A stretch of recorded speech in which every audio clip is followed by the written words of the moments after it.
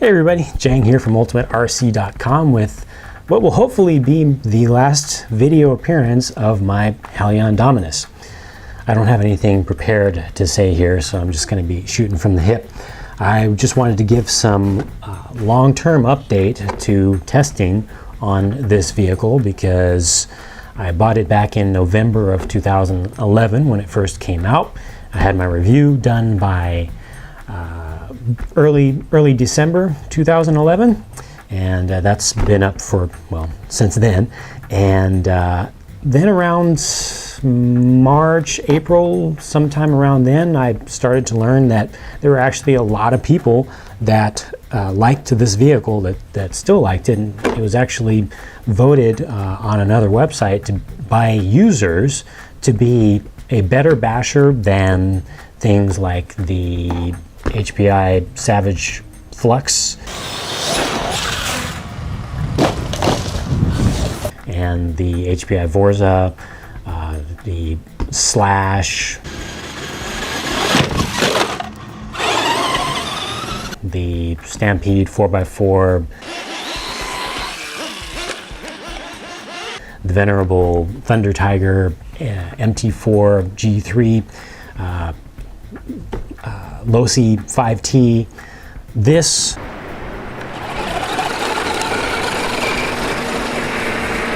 was considered to be better than all of those by a lot of people.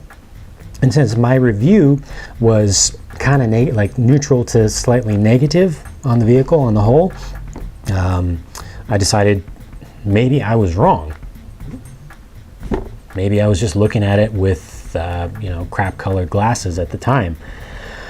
So I went and I took the thing out of storage and I got it back up and running.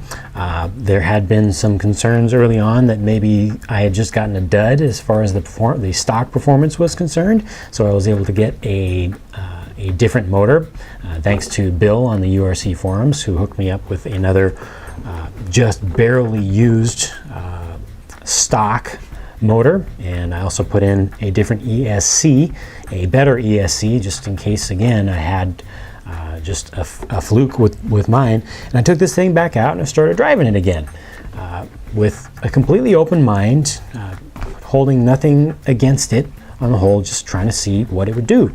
And I posted up some more raw driving footage of exactly how this thing performed. And it reminded me of why I didn't really like it in the first place. And why I really didn't like it had nothing to do with what a few Hobbytown employees said was bias caused by the fact that this is a counterfeit copy of a J-Concepts body. But put that aside and just considering the vehicle, how much it costs, and how it performs, I still can't get behind it. The performance out of the box is poor. The speed is really low, really low, especially if you put it on a surface that's not completely flat. If you drive it around in a cul-de-sac or in a parking lot, you can get that 20, 21, maybe 22 miles per hour out of it.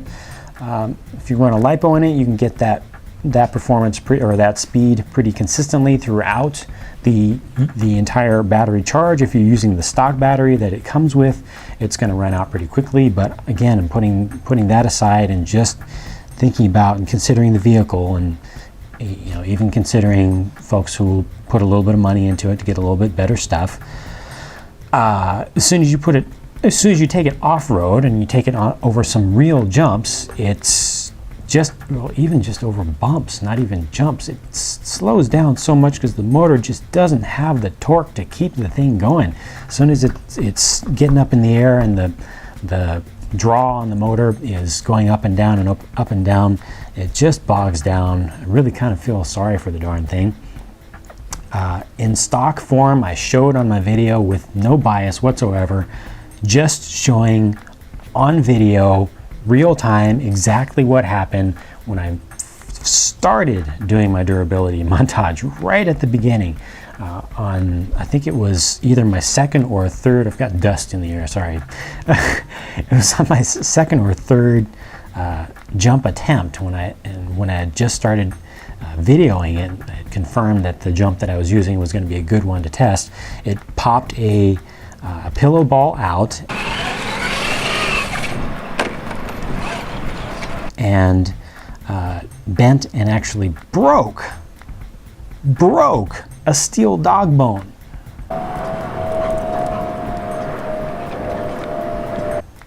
With the stock motor, the motor that lets it go 20 miles per hour on flat ground, and I was going uphill, so it was probably doing about 12 miles per hour, and it got about a foot and a half of air,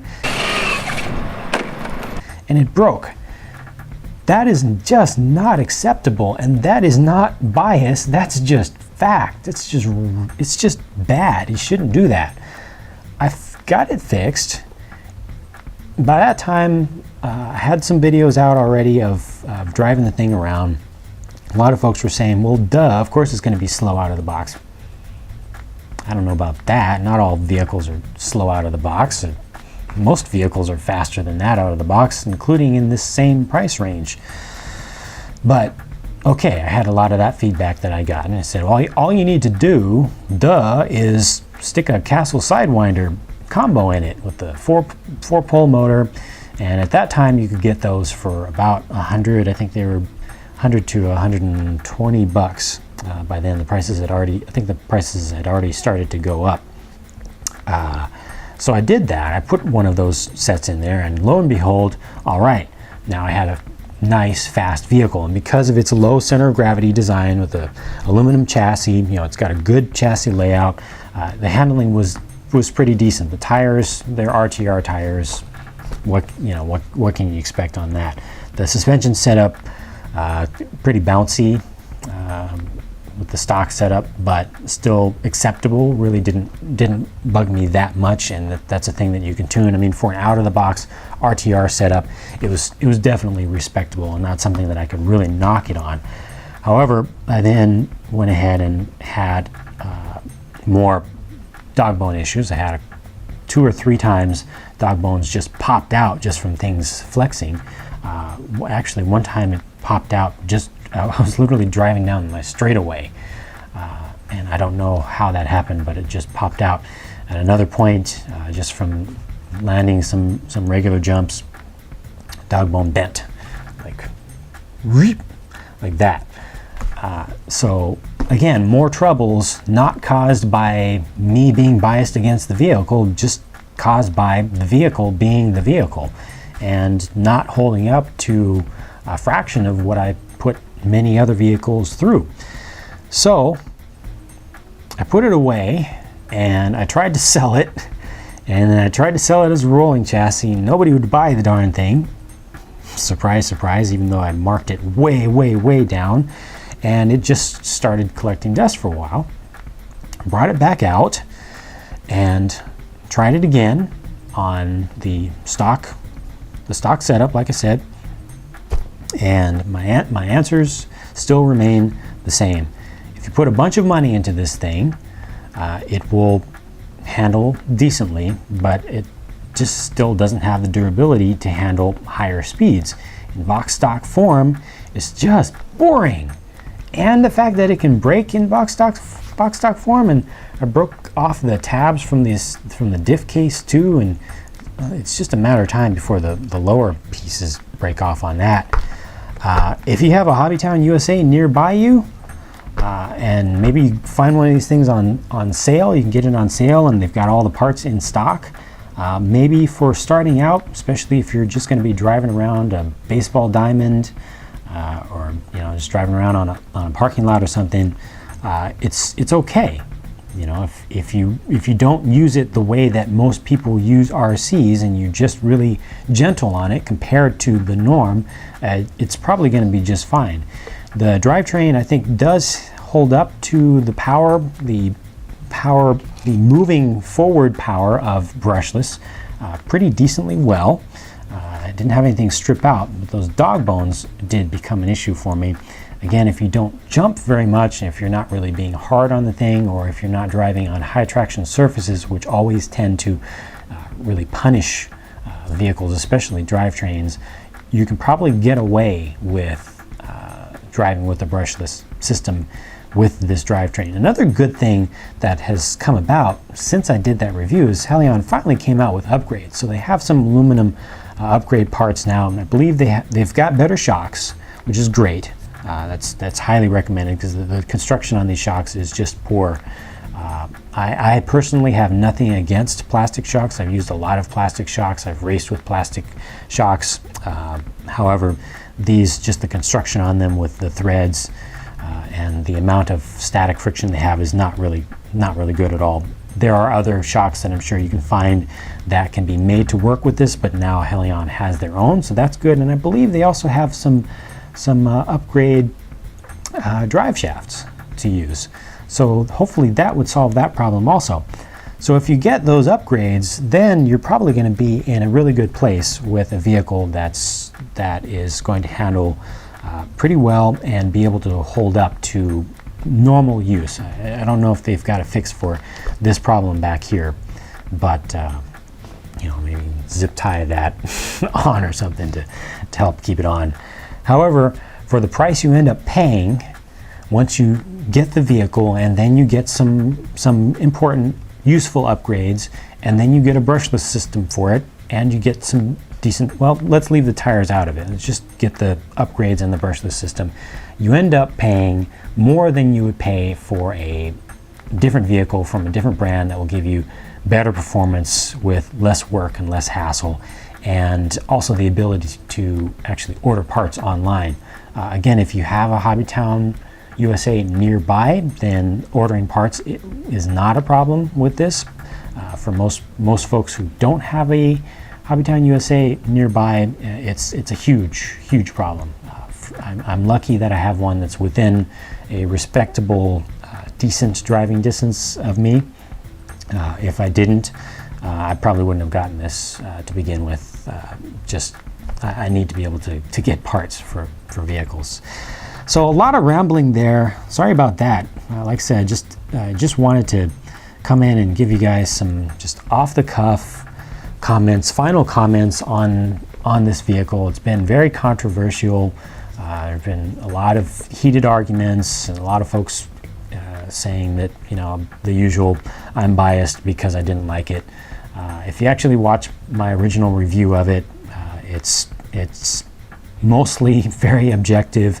I don't bash the vehicle other than the really ridiculous stuff that they did with it. They copied the body, they also copied the tires, they copied the wheels, but aside from all that, the performance of the vehicle for its price just doesn't hold up. And my opinion hasn't changed. I've given it another shot, and I've given it an honest shot multiple times now, and that's what I think about it. They do have another version coming out that's going to be brushless, ready to run, a so-called truggy version, like a stadium truck. It's the exact same vehicle. Doesn't look like they've made any changes to the construction in general. Just put some 2.2 tires on it, smaller body, but they do have a brushless system in it, so I'll be waiting to see how that gets priced when it comes out. Maybe that'll actually be something much better for your money than the Dominus. But the Dominus brushed version, original, sorry, I'm still gonna have to say pass on it. If you have any questions about it, be sure to check out my review of it. Watch the review without bias, and you'll actually get some good information out of it, and also see my just plain raw unedited driving videos where I show you exactly how this thing performs just on its own, so you can make a decision for yourself. Also, if you have any questions or comments, there have been some discussions on the forums in the past, including from folks who have had these same vehicles and have experienced many of the same problems that I did. But there's always the Short Course forum. It's fully open at ultimaterc.com. And if you have any questions or comments, be sure to post up there. There's a lot of folks that can help you out. So that's it for this video. Thanks for watching. Talk to you again soon.